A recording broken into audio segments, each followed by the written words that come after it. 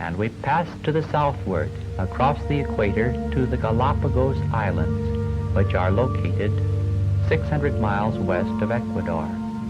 We anchor at Black Beach Anchorage, Charles Island, also known as Floriana, and are met by Dr. Ritter and Frau Dora Kerwin. It is the third time that Hancock expeditions have visited the island retreat of this couple, and they are greeting Captain Hancock and Dr. Schmidt, who follows him out of the skiff.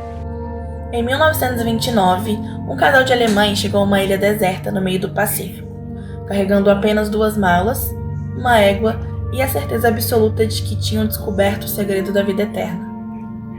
Menos de 5 anos depois, um deles estaria morto, o outro fugindo pela selva no meio da noite, com um facão na mão e a barba incendiada. E o cadáver? Bom, o cadáver teria desaparecido para sempre, se não fosse por um detalhe macabro. Essa é a história de como um dos lugares mais bonitos do planeta se transformou no cenário de um dos maiores mistérios não resolvidos. A história de Frederick Ritter e a maldição de Floriana. Vamos voltar um pouco. Imagine que você é um jovem, nos anos 20, na Europa. A Primeira Guerra acabou, mas o mundo ainda está cheio de cinzas. As cidades são sujas, cheias de burocracia e, honestamente, meio entediante. Agora imagine que você lê um artigo sobre um lugar chamado Ilha de Floriana. Ela fica no arquipélago de Galápagos, aquele mesmo que Darwin visitou. Só que na época não era um parque nacional protegido, era um pedaço de terra selvagem, com praias de areia verde, tarugas gigantes andando por aí e basicamente não tinha ninguém. Era o equivalente a um reset da vida. Sem impostos, sem vizinhos, sem governo, só você, a natureza e o desafio de sobreviver. Foi exatamente isso que atraiu Frederick Ritter. Frederick era um médico, dentista e filósofo alemão, conhecido por ser extremamente inteligente e extremamente teimoso também. Ele tinha uma visão bem particular do mundo, acreditava que a civilização estava condenada e que a única saída era um retorno radical à natureza. Sabe aqueles perfis de Instagram que vendem vida simples hoje? Ele era a versão extrema, só que sem filtro e sem chance de postar no story. Com ele estava Doris Trout, uma mulher que na época sofria de esclerose múltipla, e a viagem para o meio do nada ela acreditava que seria a única cura para os seus males. Então eles chegaram aqui em Floriana em 1929, sem ajuda, sem plano B, instalaram um pequeno vulcão como quintal, construíram um abrigo com pedras, galhos e plantaram o próprio alimento. Frederick se auto-intitulava o filósofo de Floriana, começou a escrever artigos para jornais alemães e ele descrevia aquilo como se fosse o jardim do Éden. A vida é pura, a comida é orgânica, o sol cura tudo. Só que ele esqueceu de avisar sobre os detalhes, tipo, não tinha água doce potável, o sol curava tudo, mas também torrava a pele, e os mosquitos, bom, os mosquitos eram a segunda maior população da ilha, mas as cartas dele causaram um impacto gigantesco. Na Alemanha pós-guerra, as pessoas estavam desesperadas por esperança, e ele havia virado uma celebridade. Pessoas começaram a planejar viagens para se juntar a ele. Frederick e Dory queriam solidão, mas sem querer haviam acabado de abrir as portas para o caos. Porque em 1932, um novo barco apareceu no horizonte de Floriana. E a bordo vinha uma família que não tinha nada a ver com a filosofia estoica do Ritter. Eles eram alemães também, mas com uma mentalidade completamente diferente. E foi aí que a história deixou de ser um conto de sobrevivência e virou um true crime tropical. Imagine a cena. Você está há 3 anos isolado em uma ilha, construindo sua própria versão do mundo. Você acha que finalmente domou a selva, que é o rei do seu pedaço da terra vulcânica. Até que um dia você olha para o mar e vê uma família inteira descendo de um barco, carregando móveis, animais de fazenda e uma geladeira. Essa era a família Whitmer, Heinz, Margaret e o filho deles, Harry. Eles tinham também lido os artigos de Frederick, só que, ao contrário dos primeiros habitantes, eles não vieram para ser discípulos do filósofo. Eles vieram mesmo para construir a própria história. Só que tinha um pequeno problema, o Ritter não gostava de vizinhos. Ele e a Dory, eles haviam cruzado o oceano justamente para fugir da humanidade.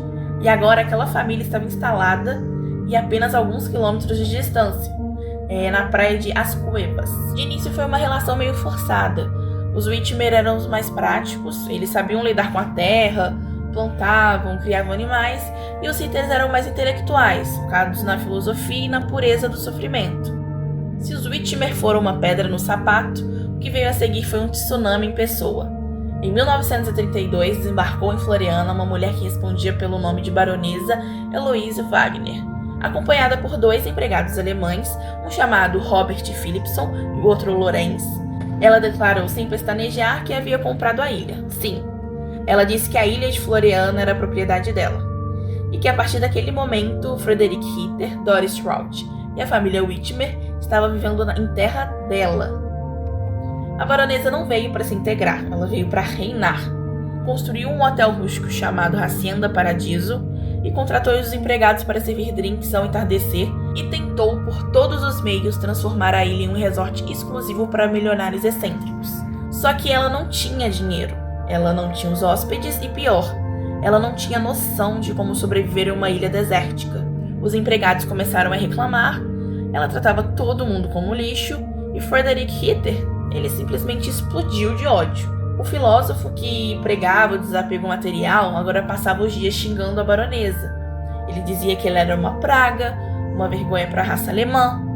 A ilha, que antes era um silêncio absoluto, uma paz, agora vivia em clima de novela mexicana, só que com fome, escorpiões e facões à disposição. Margaret Whitmer, em seus diários, ela sempre descreveu a baronesa como alguém que inventava histórias, que se dizia amiga de reis e que vivia de aparências. Mas o ponto de virada, o momento que todo mundo sentiu que algo grave ia acontecer, foi quando a baronesa começou a usar uma arma, mais propriamente dizendo uma pistola. Ela andava pela ilha apontando as armas para porcos selvagens e para os vizinhos. Até que um dia, em março de 1934, ela simplesmente sumiu. A baronesa e um dos seus empregados, o Lorenz, desapareceram no ar rarefeito da ilha. O outro empregado, Robert, disse que eles haviam pegado um barco e ido para o Tahiti. A princípio ninguém questionou, afinal, quem ia sentir falta da baronesa, né? Frederick Ritter estava feliz da vida, os Whitmer suspiraram aliviados, parecia que o pesadelo tinha acabado. Mas o pesadelo, na verdade, estava apenas mudando de fase, porque poucas semanas depois, Frederick, o homem que venceu a selva, que plantou seu próprio alimento, que desafiou a civilização, comeu algo que não devia. Ele sofreu uma intoxicação alimentar grave em uma ilha de 100 médicos, sem remédios, sem nada. Seu corpo, já debilitado pelos anos de privação, entrou em completo colapso. Doris Trout, sua companheira, tentou de tudo, mas Frederick, infelizmente, acabou falecendo em novembro de 1934. E aí as coisas ficaram realmente estranhas, porque quando o navio passou pelas ilhas semanas depois, Doris estava sozinha. Ela contou que Frederick havia falecido e que ela mesma havia enterrado em uma cova rasa perto da casa. Só que quando os marinheiros foram ver o túmulo, ele estava completamente vazio. A versão oficial, que Dory levou para o resto da sua vida, era que os porcos selvagens da ilha tinham desenterrado o corpo durante a noite e o devorado completamente, osso por osso. O que tecnicamente é possível, porcos são onívoros e podem fazer isso, mas... enfim. Mas a pergunta que ficou ecoando pelos oceanos foi: cadê a baronesa? Cadê o empregado Lorenz? E por que o cadáver do filósofo sumiu de forma tão conveniente? Doris Trout, viúva e agora única testemunha viva da boa parte do caos, deixou a ilha às pressas, logo após a morte de Frederick.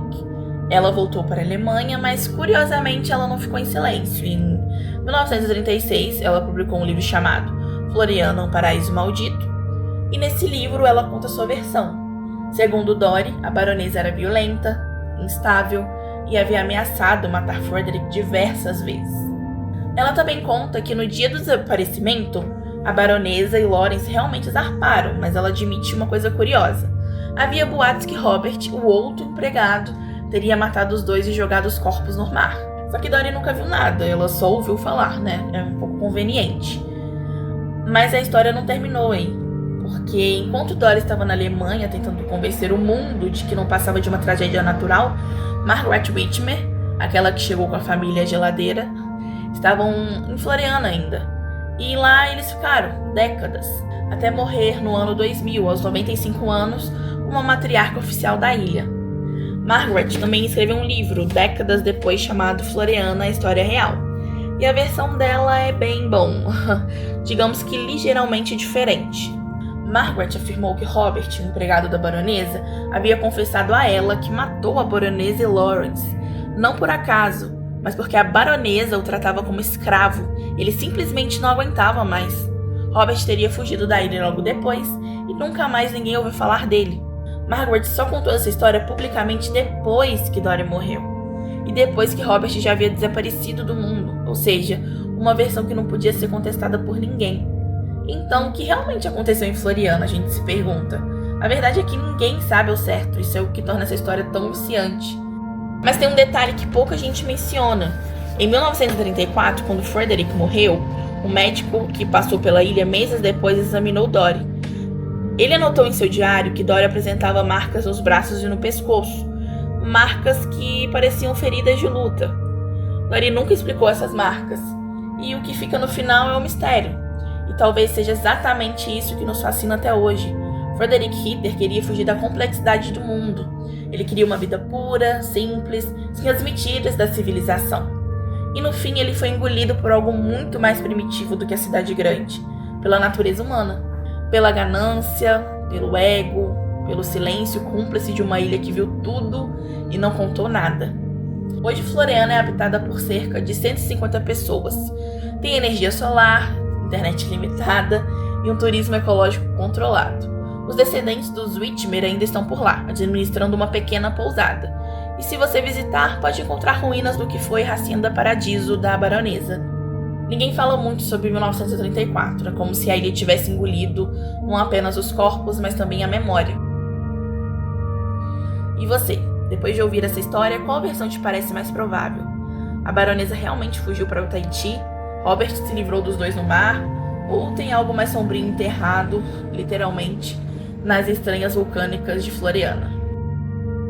Deixe aqui nos comentários o que você acha, porque essa é uma daquelas histórias em que o silêncio dos envolvidos fala mais alto do que qualquer confissão. E se você curte mistérios reais que aparecem em roteiro de série, já dá aquele like pra gente continuar trazendo histórias que o mundo tentou esquecer. Tchau, tchau!